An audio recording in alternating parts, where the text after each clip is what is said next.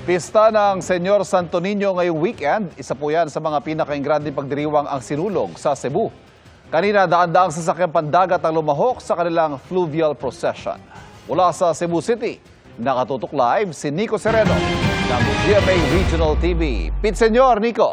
Pit Senyor Ivan, sa kabilangan ng banta ng pag-ulan, maraming mga deboto ang nagtungo sa mga pantalan upang abangan ang galyon sa isinagawang fluvial procession hanggang sa reenactment.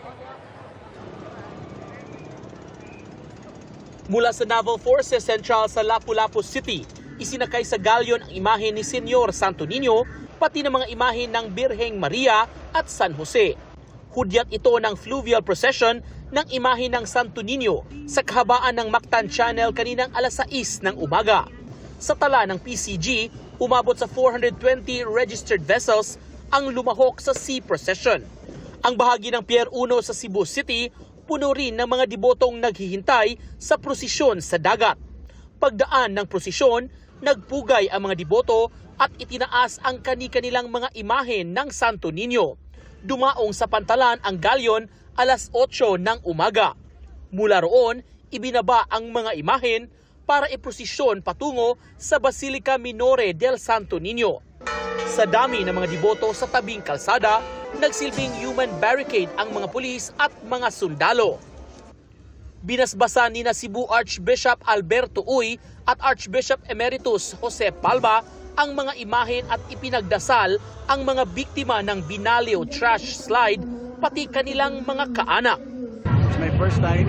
I was so excited. And then I saw many people with their faith, very strong, powerful. We offered masses already, especially yesterday. It was a day of mourning, and we asked all the parishes, the priests, to offer their masses for the intentions of the victims and their families. So we continue to hope. May buhay pa. Kung wala na, we surrender everything to God. Despite the predictions of a typhoon, the forecast, we only have a very perfect weather. Salamat sa Diyos. We always pray for the repose of the departed and strength to the family.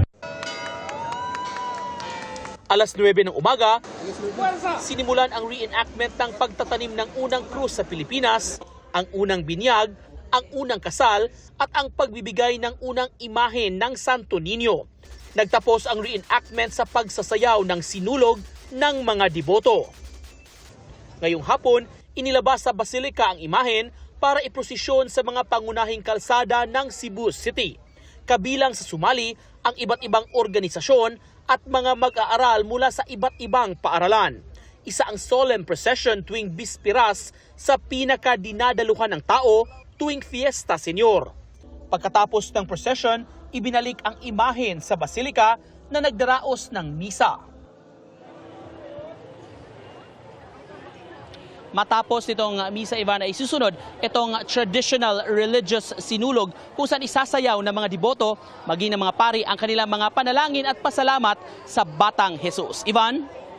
Daghang salamat, Nico Sereno ng GMA Regional TV.